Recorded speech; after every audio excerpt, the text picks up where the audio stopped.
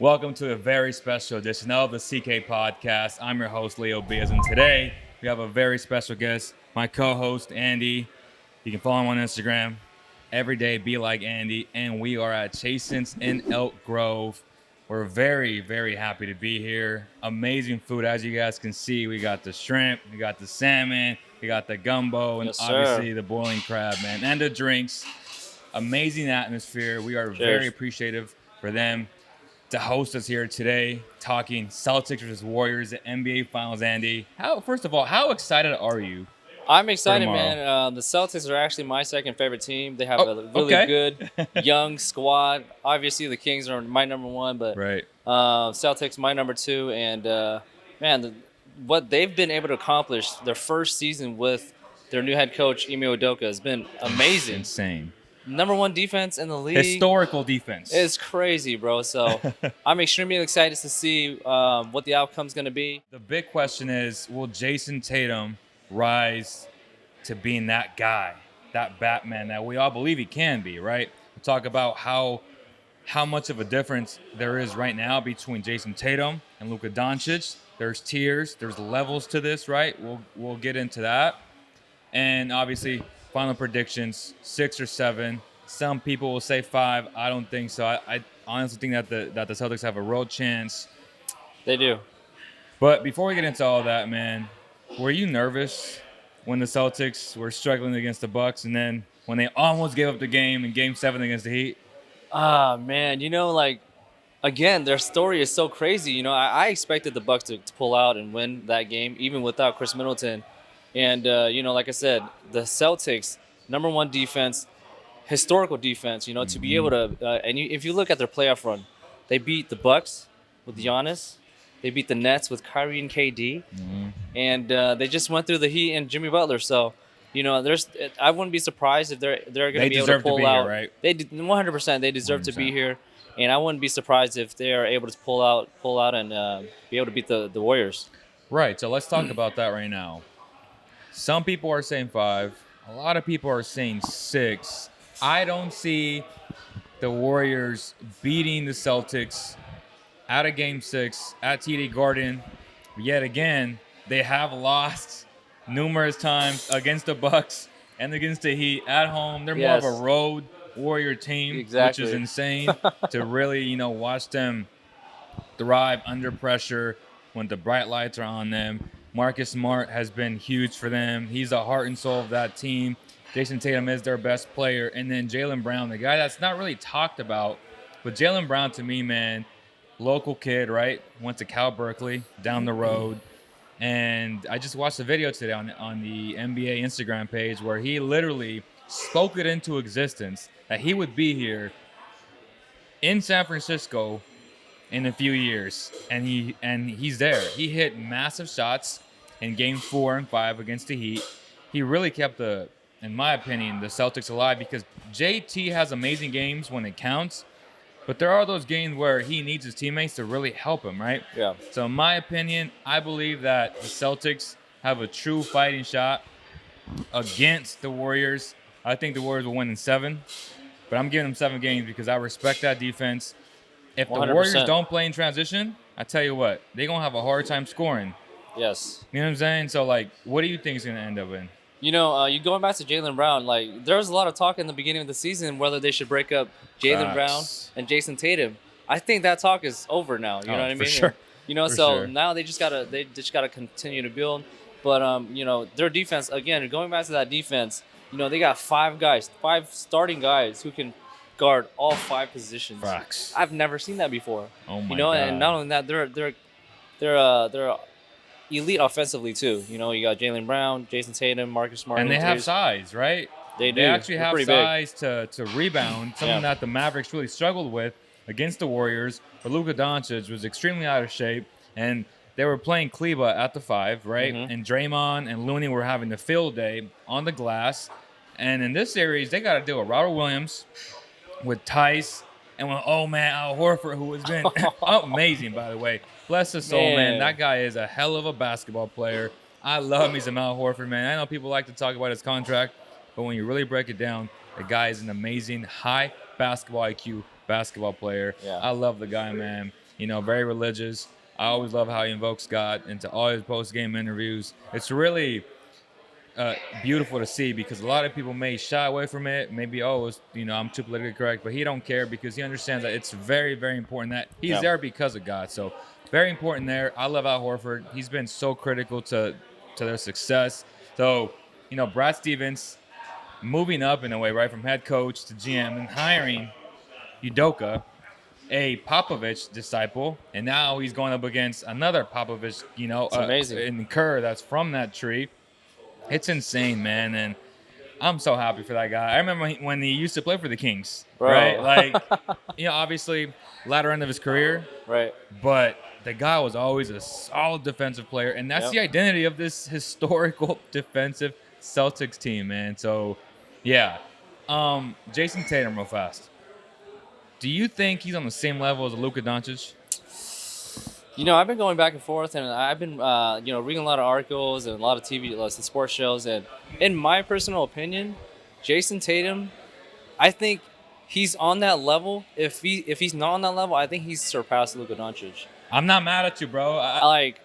You I'm look not mad at you. You look like, he's 24. Yeah. He's 24. I know Luka's 23, right? But the leadership he's a defensive monster, though. He's good. He's great defensively. He's not the passive elite. Luka is, right? He's elite offensively. He's a great leader. He's unselfish, and you know what I mean. Luka obviously has. He needs to work on his defense. That's number one. He needs to get in better shape. He acknowledged that. Yes. He's a little bit chunky like us, all these restaurants, eating got that stuff dad like bod. that, man. Shout out to Chasons, by the way. Great food. For Go sure. ahead. So I really think, like I said, seeing him grow throughout this postseason and throughout the series, and again, going back to the guys that he beat, KD, Kyrie, Jimmy Butler, Giannis, come on, bro. Respect. It's crazy. Respect, man. And this finals is had a lot of good field stories because Al Horford's first time going to the finals after 15 years in the NBA. Crazy, bro. Obviously you got Klay Thompson. All-star, yeah. You know what I mean? Klay Thompson's redemption story, right? It's crazy. It's insane. The emergence of a Jordan Poole, where that guy is making it rain, and he's part of the Splash Brothers now, and a lot of talk that they could move off of Klay potentially, but I don't think they will, just because that organization is so faithful to Draymond, to Steph, and to Klay, and they're willing to go over the luxury tax to keep these guys. A lot of teams won't, right? Like a lot of teams are like, I'm not paying over the tax. But when you're competing for championships, why wouldn't you? Yeah. And that's what I don't get. It's like, if you're competing for championships, you're making more money. And when you're making more money, life is good. And when you're mediocre, guess what? Unfortunately, at Golden One Center, we've seen plenty of times where the arena has been empty this past season. And guess what? When they made that Sabonis trade, what happened? We started seeing the fans come out because the excitement came back, right? Yeah. So I think the Kings players were just dead in terms of just the environment. They didn't want to play no more. De'Aaron Fox was doing NFTs out there, and he was clocked out. As soon as that trade happened, and we love Tyrese, but that trade needed to happen because it takes two to tango, and sometimes you got to give up a very good player to get even a better player in return, and that's what they got, right? Yeah. So we got some, and we're in a position where we have to overpay for Every really time. good players. We live in California, y'all. We pay a lot in taxes, and when you multiply millions of dollars, guess what? I saw a stat there where Steph, I think, made like 30 something million, and he only took like 15 million. Really? Just because when you live in San Francisco, you got to pay the city tax on top of federal, right?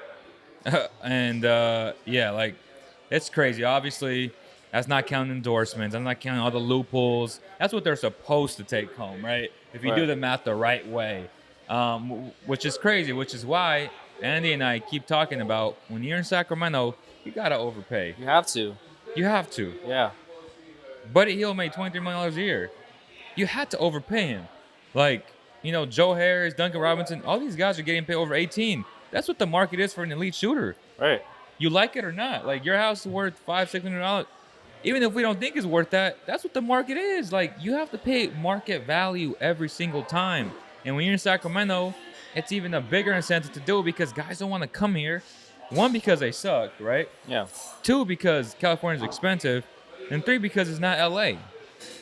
Yeah, I just don't like it when people talk about overpaying because 80% of the guys in the NBA are overpaid, bro. 90%. 90%. Like, it's- 90% yeah. of the league. So that's what we think. I think Warriors in 7. Warriors in 6, Okay, but I wouldn't be Warriors in surprised 6. if we went to 7 either, you know? Yeah, and honestly, man, I wouldn't be surprised if the Celtics won the series just Think about because all the analytics are pointing in that direction. All the models, the 538 model, is it amazing? It's amazing. Oh my For gosh. gumbo. Shout out to Chasons. All the models are saying that the Celtics, before the playoffs started, that they had the best chance of winning the championship. And it's coming to fruition right now, right? Like, better chances in the Warriors, better chances in the Bucks, better chances in the Sixers at the time when they were kind of hot. Man, it's crazy. I can see it. People want to talk about analytics being, raw nerds, and you're a nerd. But, man, I tell you what, Vegas wasn't built on winners. Vegas was built on losers. Losers. How the hell did they get the Celtics minus 3.5 on the Game 7 on the road? They won by 4, bro. That's how close this. Like, they have the numbers crunched up to you're like left in a maze. You're like, what the? Like, a road team being pretty much a 4-point favorite on the road in the Game 7 when they just lost at home. In I'm Miami. like, something's fishy with this line. I said, Boston about to win this game. I said, just because of the line. Right. Not even considering the fact that Jimmy was on fire, the momentum was Miami. But I'm like, dude, that line is just, it's too good to be true because a lot of people bet the Heat +3. They're like, yeah, they're not only will they cover, they'll win the game, right? Yeah. Like, you're like, they have all the momentum. Boston went in there and they shut them up. And honestly, Boston was up the whole game and they almost blew it. After the first quarter, bro. After the first quarter. Very resemblance of the first game, second, third game, which I didn't appreciate because I wanted Game 6s. Like, that's what I expected, right? Like a Game 6, super competitive. But that's what we think, man. He says Warriors in 6. I say Warriors in 7. We both believe that the Celtics have a real shot at beating the Golden State Warriors. I'll say it. I hope they beat the Warriors. I hope they beat the Warriors too, because like I said, they're my second favorite team. Yeah. But you But, can't bet against, come on, Steph, Clay, and Dre. Well, I didn't say that I was going to bet against it And because the Bay, my money too. going to go to the Warriors tonight or tomorrow night. So, but again, shout out to Chasons here in Elk Grove. Make sure you continue to support your local businesses, man. This is the foundation, the heart of the economy because these restaurants are supporting local families, paycheck to paycheck, whatever it is, man. We're very appreciative of Chasons and Peter, obviously. And any final thoughts? Obviously, this is your debut on the CK podcast. How do you feel? Yeah, man. Thanks for having. First of all, thanks for having me on. Really appreciate it. Hopefully first and many. But yeah, I'm excited to be a part of this. Yeah. Let's go and do it, y'all. Again, make sure you like, share, and subscribe. You guys can also listen to this on iTunes, Spotify, wherever you get your podcast. Thank you, guys, and we'll see you on the next one. Peace.